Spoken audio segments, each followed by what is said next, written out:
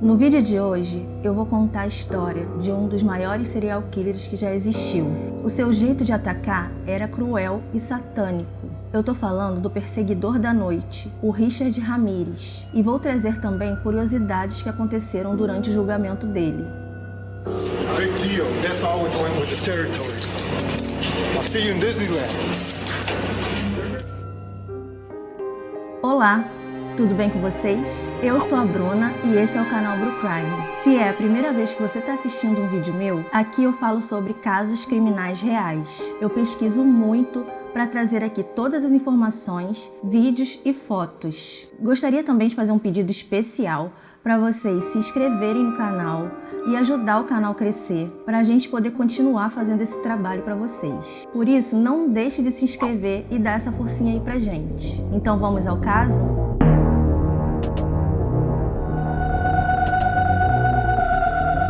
Ricardo Leiva Munhoz Ramirez nasceu em 29 de janeiro de 1960 em El Paso, Texas, Estados Unidos. Seus pais eram imigrantes mexicanos e se chamavam Mercedes Ramirez e Julian Ramirez, e ele tinha 4 irmãos mais velhos. Por morar nos Estados Unidos, todos o chamavam de Richard. Na escola, Richard tirava notas boas, era um bom aluno, muito popular e conhecido pelo bom senso de humor. Durante a infância, Richard sofreu 2 acidentes. Com 2 anos, um rádio caiu na cabeça dele e o deixou ferido. E com 5 anos, um balanço bateu na sua cabeça e deixou ferido novamente. Depois desses acidentes, ele começou a ter convulsões. O pai de Richard era um homem violento e abusivo, e isso fez com que ele se afastasse de casa e passasse muito tempo nas ruas sem a orientação familiar.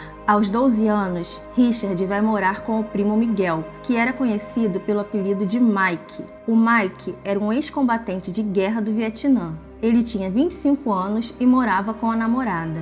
O Mike dizia que lutar na guerra o tornou um homem invencível e que uma pessoa armada tem o poder de Deus. Ele ensinou ao Richard a usar a arma e falava para ele sobre o poder que ele tinha de dominar as pessoas, mostrando fotos que ele fez durante a guerra. Além disso, o Mike ensinou ao Ramirez como cometer crimes sem deixar rastros, tendo a noite como a sua aliada. Aos 13 anos, Richard presenciou o primo atirar na cabeça da namorada dentro de casa. Depois de matar a namorada, Mike pediu que Richard fosse embora e não contasse nada a ninguém. Mike foi preso e alegou trauma pós-guerra. Ele ficou 9 anos preso em um hospital psiquiátrico e depois saiu em liberdade. Durante o período de prisão do Mike, o Richard ficou um tempo com a irmã, e ela confidenciou para ele que o marido dela era violento na hora das relações sexuais.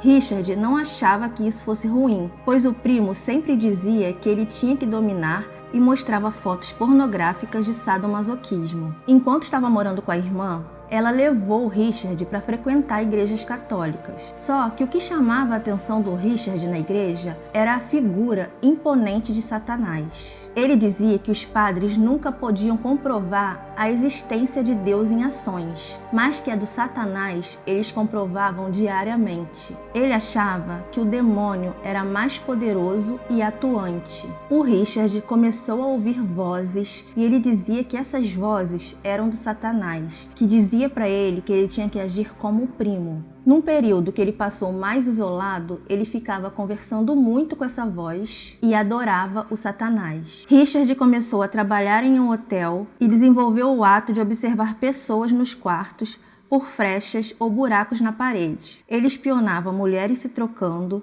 e casais tendo relações sexuais. Até que um dia, ele esperou que o marido de uma das hóspedes saísse do quarto e ele entrou e tentou abusar dela. Por sorte, o marido retornou a tempo e tirou o Richard de cima da mulher, batendo nele com um pedaço de pau na cabeça. O casal de turistas não foi até a delegacia fazer o boletim de ocorrência contra o Richard. Ele começou a praticar furtos noturnos ali na região de El Paso. Nessa época, ele estava namorando a Nancy Ávila, de 15 anos, e ele tinha 17. Essa namorada disse que perdeu a virgindade com ele e que o Richard nunca forçou ela a nada. nada e que, na verdade, ele era muito carinhoso com ela. O Richard já estava muito conhecido ali na cidade pelos roubos, então ele decidiu ir embora de El Paso. Ele foi para Los Angeles e lá ele começou a vender drogas. Ele pegava as drogas de El Paso e vendia em Los Angeles. O Richard estava morando na casa do irmão, mas não ficou por muito tempo, porque o irmão dele achou que ele estava dando em cima da mulher e mandou ele embora. Ele foi morar numa rua conhecida por ter muitos viciados e venda de drogas. E lá ele começou a usar cocaína. Em 1983, a irmã foi atrás dele e disse que não reconhecia mais o irmão. Ele estava muito magro, com dentes podres e sujo. Em 1984, no dia 10 de abril, ele abusou e matou uma menina asiática de 9 anos. Em 28 de junho de 1984, Richard entrou na casa de uma senhora de 74 anos chamada Jeanne Winkle. Ele a esfaqueou enquanto dormia. Ele deixou as digitais na cena do crime. Em 17 de março de 1985, a Maria Hernandes estava na garagem de casa quando viu Richard. Ele deu um tiro na direção dela e ela levantou a mão na hora. Ela estava segurando as chaves e a bala ricocheteou e não a atingiu. Mesmo assim, a Maria deitou no chão e se fingiu de morta. O Richard entrou na casa dela para roubar, mas lá dentro estava a colega de quarto dela, a Deiyusho Kazaki, que na hora que viu o invasor tentou se esconder, mas ele deu um tiro na cabeça dela, que morreu. A Maria, a vítima sobrevivente, foi muito importante nesse caso, porque ela foi a primeira a passar as descrições dele para a polícia. Uma hora depois desses crimes, o Richard parou uma mulher na rua chamada Verônica e mandou que ela saísse do carro. Ela obedeceu, saiu do carro, mas mesmo assim ele atirou nela. A Verônica chegou a ser levada para o hospital, mas não resistiu. O detetive Carídio entrou no caso e disse não estar lidando com um assaltante comum. O detetive foi até a primeira cena do crime e encontrou cartuchos de arma calibre 22. Na imprensa, começaram a falar sobre o assunto e apelidaram o assassino de invasor noturno. Em 27 de março de 1985, ele invadiu a casa de Vicente, com 64 anos, e Maxim, com 44 anos. O casal estava dormindo e ele atirou primeiro no marido. A esposa acordou com o barulho e Richard pergunta onde estão as coisas de valor da casa, e ela mostra. Enquanto ele estava roubando, a Maxim pegou uma arma embaixo da cama, mas estava descarregada. Ao ver a atitude de Maxim, o Richard ficou com muita raiva e atirou 3 vezes nela. E mesmo depois dela estar morta, ele esfaqueou ela e cortou o pescoço dela, quase decapitando. Depois, ele arrancou os olhos dela e levou embora para casa como um prêmio. Nessa cena de crime, os investigadores acharam a pegada dele. Como essa era uma época pouco consumista, as pessoas tinham poucos sapatos. E quando os detetives começaram a investigar, logo descobriram a marca do tênis. Os policiais pegaram amostras do solado dessa marca e descobriram que um único par de sapatos desse tipo tinha sido vendido na cidade. Mas infelizmente, eles não sabiam quem tinha comprado. Testemunhas disseram que ele usava um boné da banda AC/DC e as vítimas fizeram um retrato falado. Em 14 de maio, ele invadiu a casa do casal Bill e Lily para roubar. O Bill acordou e tentou se defender, mas o Richard matou ele. A Lily tinha problemas físicos e não conseguia se levantar da cama. O Richard a amarrou e abusou dela, mas ela sobreviveu. No dia 29 de maio, as vítimas são Mabel Bell, de 81 anos, e Florence Lang, de 83 anos. Richard dá várias marteladas nela e enforca com fio. Abusa sexualmente de uma delas. Depois, ele pega um batom e desenha um pentagrama na perna de uma das irmãs e na parede também. As duas sobrevivem e são levadas ao hospital, mas lá a Mabel não resiste e morre. A Florence sobrevive e relata tudo para a polícia. Ainda em maio, ele ataca e abusa sexualmente da Carol Caio, que estava em casa com seu filho de 11 anos, e os dois sobrevivem. Eram pessoas de vários locais diferentes relatando o invasor com as mesmas características físicas, mas a polícia decide não revelar essas informações para a imprensa. Em 2 de julho, ele ataca a Marilyn Connon, de 75 anos. Ele espanca ela com um abajur e a esfaqueia. Ela morre e ele continua esfaqueando, e depois ejacula em cima dela depois de morta. No dia 5 de julho, Whitney Bennett, de 16 anos, é a vítima. Ele bate nela com um ferro de passar e quando começou a enforcar ela com o fio de telefone, ele viu sair faíscas da tomada. E o Richard para de enforcar, dizendo que aquelas faíscas eram um sinal de que Jesus estava impedindo ele de matá-la. E pela primeira vez, ele viu Jesus ter um ato real. E Whitney sobrevive por causa disso. A marca de sapato também fica na cena. 2 dias depois, no dia 7 de julho, Joyce Nelson tem a casa invadida pelo Richard e ele chuta a cabeça dela até esmagar. E a marca de sapato fica no rosto dela. No mesmo dia, ele invade a casa de Sophie Dickman, uma senhora de 63 anos. Ele amarra e abusa sexualmente dela e pede para que ela jure amor ao Satanás. Ela obedece e ele deixa ela viva. Ainda em julho, Richard invade a casa do casal Nearing e mata os dois com golpes de machado. No mesmo dia, ele invade a casa da família Colbert. Ele mata o homem, amarra o filho de 8 anos e abusa sexualmente da mulher. Ele também pede que ela jure amor ao Satanás, ela também obedece e ele deixa ela viva. Em 6 de agosto, as vítimas são Chris e Virginia Peterson. Ele atira no rosto da Virginia e no pescoço do Chris. E mesmo ferido no pescoço, o Chris luta com Richard e Richard foge. O casal conseguiu sobreviver.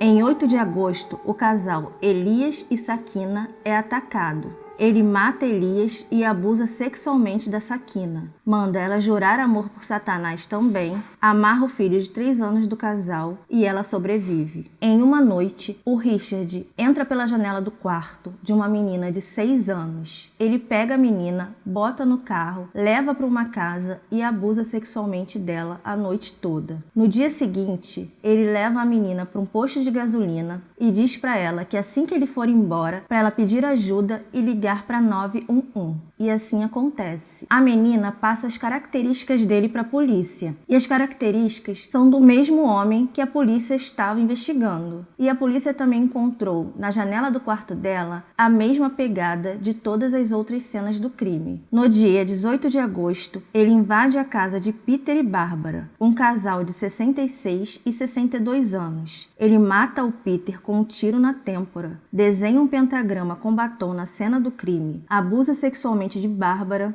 e a mata. Ele deixou também a marca de sapato. O Richard já estava desconfiado que a polícia estava à procura dele, então ele vai embora de Los Angeles para São Francisco. Essa marca mostrou que mesmo o homem que estava atacando em Los Angeles agora estava atacando em São Francisco. A prefeita de São Francisco divulga na mídia todas as informações que a polícia tinha. Ela falou sobre o sapato e que ele tinha os dentes podres.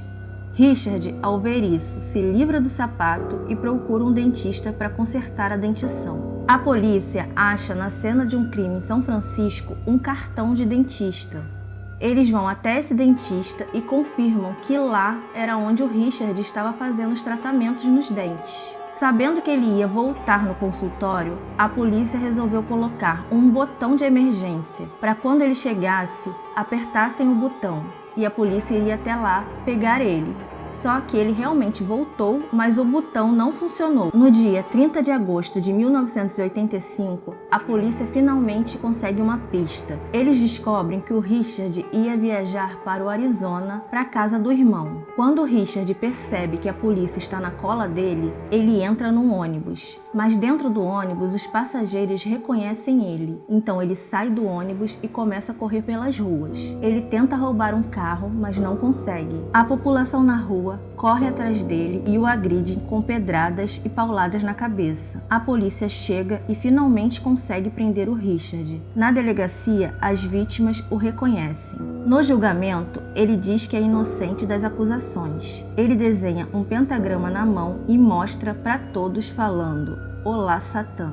O julgamento aconteceu em 30 de janeiro de 1989 e tinha 140 testemunhas contra ele. Durante o julgamento, ele ameaçou todos, dizendo que ia sair da prisão. Uma jurada faltou à sessão e descobriram que ela tinha morrido, o que deixou todos os outros jurados com muito medo, achando que o Richard tinha poderes. Mas depois, a causa da morte da jurada foi descoberta e tinha sido um crime passional. Uma outra jurada disse que se apaixonou pelo Richard durante o julgamento. O Richard se casou com uma mulher chamada Dorine, já depois de preso, mas ela terminou com ele quando descobriu que ele tinha matado uma menina de 9 anos.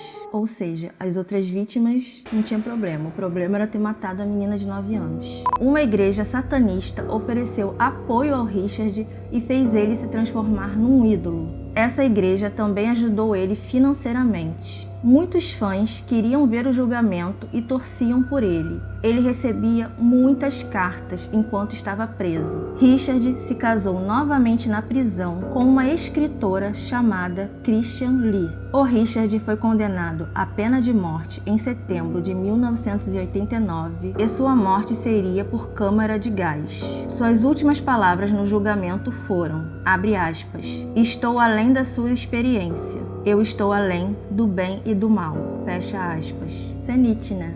Em 2013, Richard desenvolveu um linfoma. Ele tinha sequelas da hepatite C e morreu antes da pena de morte, com 53 anos. Esse foi o caso de hoje. Me diz aí nos comentários o que você acha.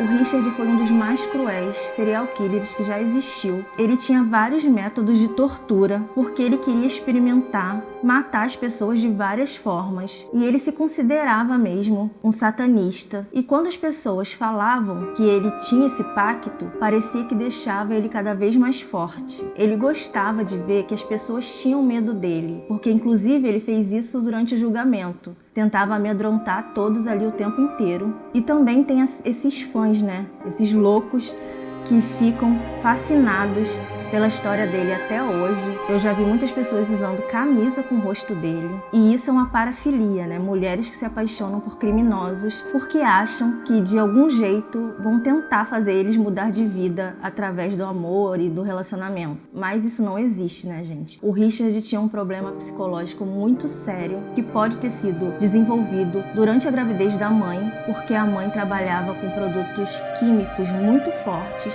mas isso nunca foi comprovado. E eu também não posso falar muito sobre isso porque eu não sou uma profissional, não sou perita. Eu tô falando aqui coisas que eu pesquisei e que eu li. Mas se vocês também têm alguma opinião, alguma ideia sobre esse caso, deixa aí nos comentários, que eu gosto muito de ler o que vocês pensam. Vou pedir mais uma vez para não deixar de se inscrever no canal, de dar o seu like, ativar o sininho, para ajudar a gente. O canal tá crescendo, então a ajuda de vocês é muito importante pra gente. Também queria pedir a vocês que deixassem sugestões de casos que vocês querem que eu conte. Eu vou pesquisar, vou trazer todos os detalhes que eu achar com fotos e vídeos para vocês. Não deixe de assistir os nossos vídeos antigos. No meu último vídeo, eu trouxe um caso inédito aqui para vocês, que ainda não tinha visto em nenhum canal de True Crime aqui do Brasil. Eu traduzi ele todo, consegui fotos e vídeos para contar essa história para vocês. É a história do Dr. Wilson. É um caso bem intrigante e a opinião de vocês para mim lá é muito importante também, que eu gosto de saber o que vocês pensam. Obrigada por ficar comigo até aqui e até o próximo vídeo.